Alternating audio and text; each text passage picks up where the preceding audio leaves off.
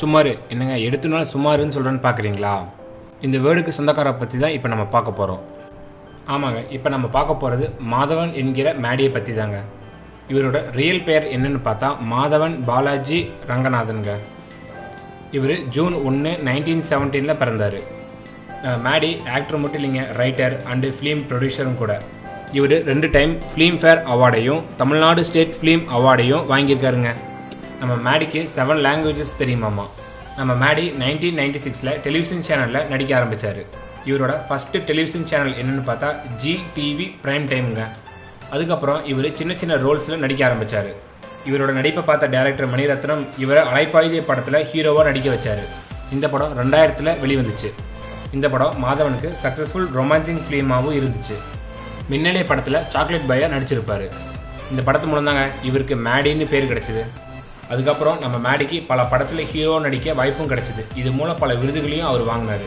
நம்ம மேடி அவரோட வெற்றிக்கு காரணம் என்னன்னு அவர்கிட்ட கேட்டபோது அவர் தாங்க ஃபேமிலி தான் சொல்லியிருக்காரு. வாங்க அவரோட ஃபேமிலி பற்றி பார்க்கலாம். நம்ம மேடியோட அப்பா பேர் ரங்கநாதன் சாஸ்திரி, அவங்க அம்மா பேர் சரோஜா. மேடியோட அப்பா ஒரு இன்ஜினியர். மேடியோட அம்மா first woman senior manager of bank of India in Bihar. ஆரம்பத்தில் நம்ம மாதவனுக்கு ஆர்மியில் ஜாயின் பண்ணணும் தான் ஆசை இருந்துச்சாமா.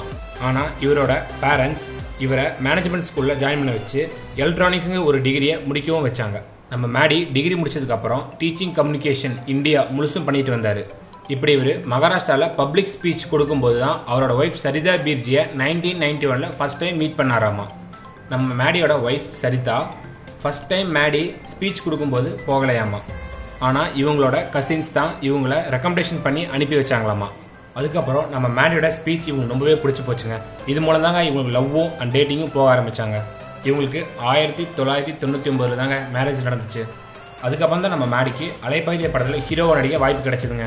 இது மூலம் மேடி தான் ஒய்ஃபை தான் லக்கின்னு சொல்லுவாங்களாமா. நம்ம சரிதா மாதவனுக்கு பல படத்தில் காஸ்டியூம் டிசைனராகவும் ஒர்க் பண்ணியிருக்காங்க. இப்போ உங்களுக்கு தெரிஞ்சிருக்குமே நம்ம மேடி ஏன் இவ்வளோ அழகாக இருக்காருன்னு. இது மட்டும் இல்லைங்க, இவங்க ஒரு சோஷியல் ஒர்க்கரும் கூட. நம்ம சரிதா ஒரு ஏர் ஹோஸ்டரும் கூட. சரிதாக்கு நாய்கள்லாம் ரொம்ப பிடிக்குங்க. இவங்க வீட்டில் 2 நாய்கள் வளர்த்துறாங்க. இவங்களுக்கு ஒரு பையனும் இருக்காங்க. நேம் என்னன்னு கேட்குங்களா? வேதாந்த். இவர் ஆகஸ்ட் 2005 பிறந்திருக்காரு. இவருக்கு போட்டிங் போகிறதுனா ரொம்பவே பிடிக்குமாமா. இவர் சென்னையில் இருக்க போட்டிங் கிளப்பில் தான் எப்போவுமே போட்டிங் பண்ணுவாராமா.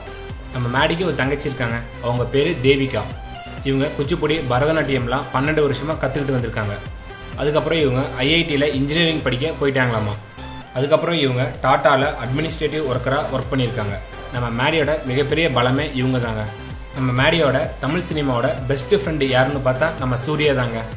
இப்போ நம்ம மேடி இறுதி சுற்றுங்கிற பிளாக் பஸ்டர் மூவியை கொடுத்ததுக்கப்புறம் ஹிந்தியிலையும் தெலுங்குலையும் ஹீரோவை நடிக்க போயிருக்காரு. இந்த படமெல்லாம் ஹிட் ஆகுமாங்கிறத நம்ம வெயிட் பண்ணி தாங்க பார்க்கணும். அடுத்த வீடியோ பார்க்கறதுக்கு முன்னாடி கீழே இருக்க சப்ஸ்கிரைப் பட்டனை கிளிக் பண்ணி எங்கள் தமிழ் க்ரௌட் சேனலை மறக்காமல் சப்ஸ்கிரைப் பண்ணுங்கள்.